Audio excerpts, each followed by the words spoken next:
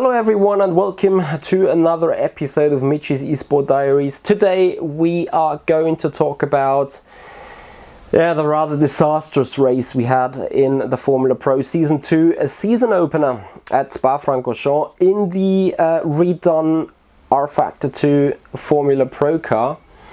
On the new build, on the new feature, the new sound physics, the new sparks that we see, and the new kind of, let's say, features that I've added to the simulation, such as, independent cooling for front and rear axis, like the 3D sounds that are very immersive, and other special effects that I've added to just brush up the sim, which I think are a success, but also taking a little bit of performance away from the machinery itself, so from the hardware is a bit more tight, I guess. But yeah, that is a different topic aside. Anyway, let's talk about that race and that overall weekend, which, from a personal point of view, has been, like a small catastrophe, I want to say. You gotta admit, at the end of the day, penalties aside and difficulties aside, that I have just been not quick enough, maybe not prepared enough. The week before was compromised a lot, really, by the VCO Infinity, was compromised by other stuff that I had to do or was doing.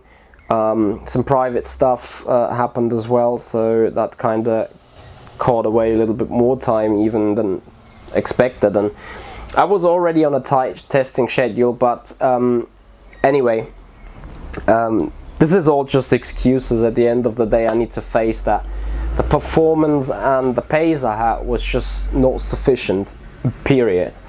The reasons for that I'm analyzing, or I have analyzed. A few of them I already mentioned. A different reason surely is the fact that I had not been prepared well enough in total generalism. So speaking about setup, let's say, the guys have done an amazing work on the setup. They've done an amazing job on really putting hours in, getting prepared, fixing stuff, testing stuff, and they came around with something that was surely great, that was probably really quick. Why do I say probably? Because A, teammate Michi has finished in P5, while I finished down, I think, I crossed the line 16th or 17th, post-race penalties got me down to 19th. So the pace was there in the car. I just couldn't make use of it all event long, and that is something I need to get my head around. I need to still understand and evaluate and fix for the future races. So to be entirely honest, on that day there was some issue with the rear road, and I think when analyzing the data together with the team later on, we discovered that everyone from our team, so all 4 drivers, they were like 0.2, 0.3 tenths of their PBs from testing. And if I take that into consideration and analyze my 141.9, I need to admit that I have not bottled qualifying, which is an issue to me, because I would love to say, okay, I just bottled qualifying, I've just been 0.3 tenths off my PB, and that was the only reason, because I started in P18 or P17 instead of P10 or P8, somewhere like that. That was my actual target, where I wanted to be. But it was not, because Jene was 0.3 tenths off, David was 0.3 tenths off, I think Damian was also 2 or 3 tenths off, and I personally obviously have been 0.3 tenths off as well. Oof. So we didn't bottle qualify, we've just been pain slow. And that is obviously a rather not so nice conclusion, because you can't blame a certain thing that's kind of out of your control to a certain extent. I mean, obviously bottling qualifying is always in your control, but it's still out of the control, because like if you haven't done not out of the control, because it's more like if you haven't done something specifically more wrong than others, but your pace is just not there, then you start questioning yourself. What are you doing wrong? What is your issue? What is, you know, what is happening? And that is quite a difficult one to put into post-race processment. Yeah, not being prepared well enough is one thing, but then obviously other stuff happened as well. So let's talk about that race as such. So we start to P17 as we kind of benefited on Alex Siebel's issue with rejoining the game, and then the game not setting him correctly on the grid. So I think he qualified 16th or 15th ahead of us, but he was put at the end of the grid, so P26, no, P24. Is it 24 or 26? I can't remember, like very back of the grid. I think it was P24. And that gave us P17, and then we had an absolute great launch, like really a ballistic start off the line. And then, well, things got a bit wrong, as you can see in this short. So after the great start, trying to make up moves, trying to find our spot, I had Liam Deval moving a little bit direction side by side, to the left, to the right, and yeah, kind of I went onto the grass trying to keep and carry the momentum, and while recovering from that I completely misjudged my braking point, and yeah, kind of ran into the back of that Natrix Colin Spork that was taken turn one standardly with enough space given into all directions. I wouldn't have earned myself right to be there in this situation or in this spot. So yeah, I didn't quite slow down fast enough. We made contact. We both, I think, suffered some damage on the car. Eventually we kept going, but I think we dropped back to 18th. Despite, like, and you know, I had such a good start. I could have been P14 or P16, P15, something like that after turn one, but I just haven't had it. And from then on, things weren't too bad. Like, the pace was there, like the race pace then compared to the qualifying. That was quite good. Like, we kept closing in on a train. We were doing the faster lap times, more like the top 10 people. We were a bit stuck perhaps behind Spork and that train, so you couldn't really do anything. But you know, we were running in the ballpark, let's say, so things were running all right. And then with my engineer, we thought about doing that undercut as we went through the race, and I kind of asked him quite early, it's like, what if we go target -2? Or even target -3. We decided to go on target -2 then in the end, which arguably wasn't a bad call, because we jumped one position, I think, and we've made a little bit of a gap to other cars. But then, and this is the tragedy that I haven't still understood till right now, because I was the only one of my teammates suffering from that issue. So I had damage on the car, yes, but the soft performance of the car on the soft tire has been absolutely nominal. So I could do good lap times. I was right in the ballpark.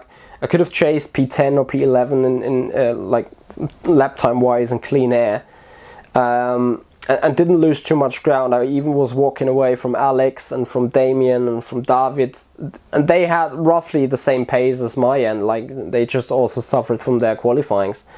But I was thereabouts with their in pace, especially on the soft tire. But then on this medium tire, I dropped completely. Like, the first 5 or 6 laps were horrendous. I was struggling so much for balance. I was struggling so much for performance, and I have not, for the sake of it, understood why. And that is a big topic, obviously, because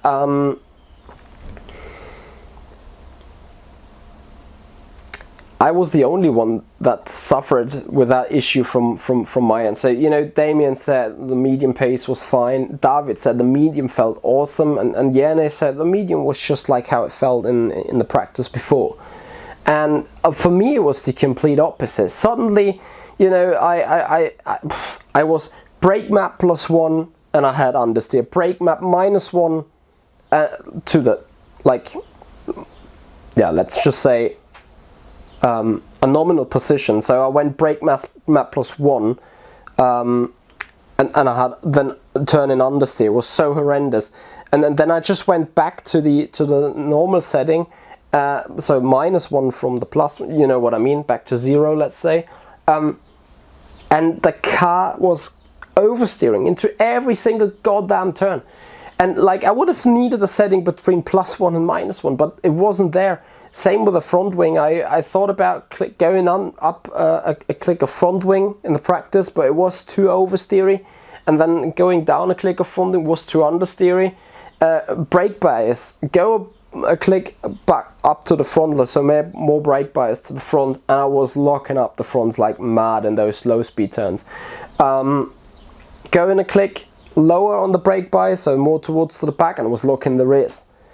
And I tried to outbalance that with brake map, and like I was fixing tools, or trying to use tools to fix the goddamn performance to the goddamn balance on the medium, but I just could not make it work.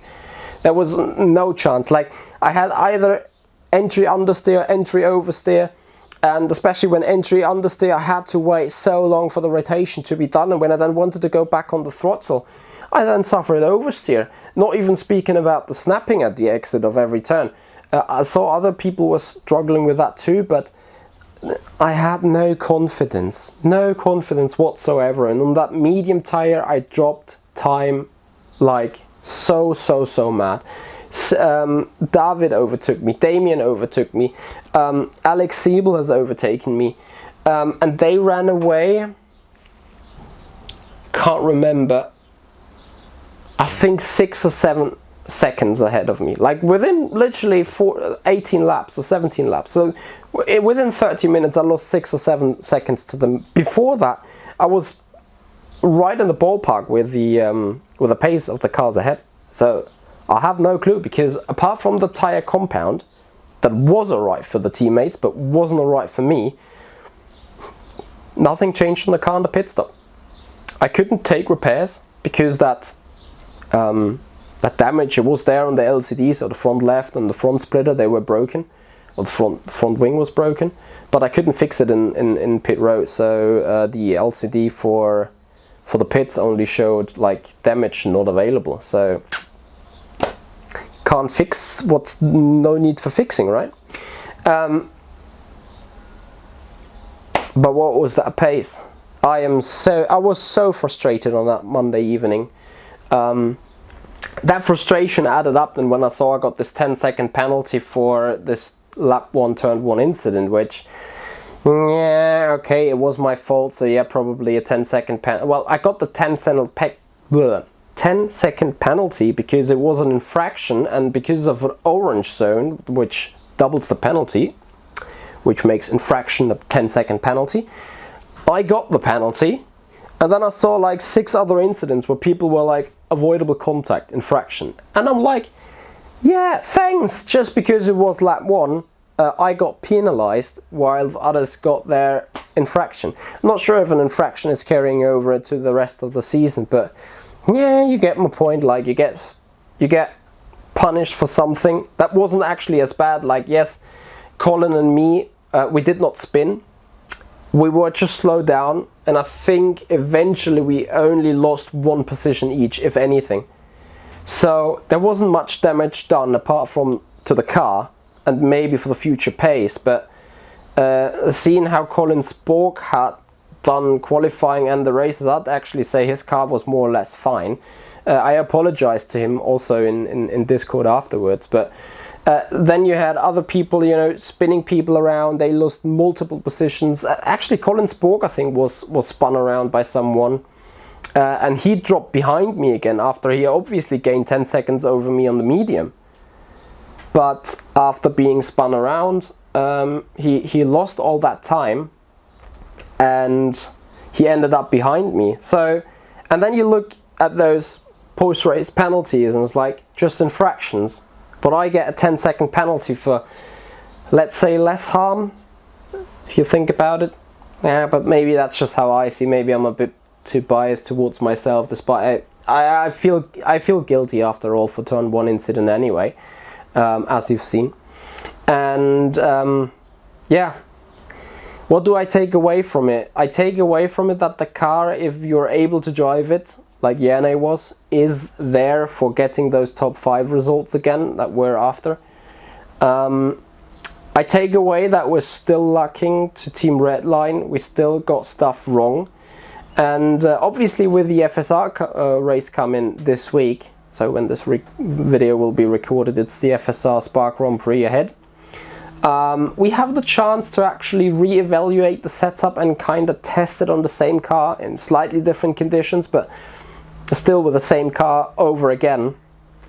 And we're looking forward to see whether the changes that we have thought, or that, like, you know, the ideas and the experiences that we could put into a setup rework will actually work well to the car's performance. I'm looking forward to do testing on the medium tire to try and understand what went wrong, or what was the issue, what is the issue maybe.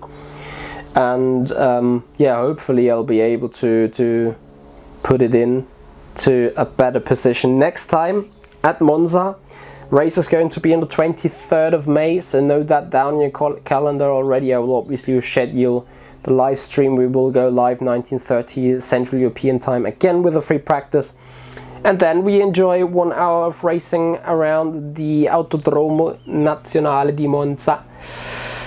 And hopefully have a better race, have a better qualifying, and a better medium tire drive. So yeah, I'm a bit scared of that, to be honest, but we'll see. We'll keep working, we'll keep pushing on the car and hopefully do better. Guys, I thank you so much for watching. Hope you have enjoyed that insight into the Formula Pro season opener race at Spa.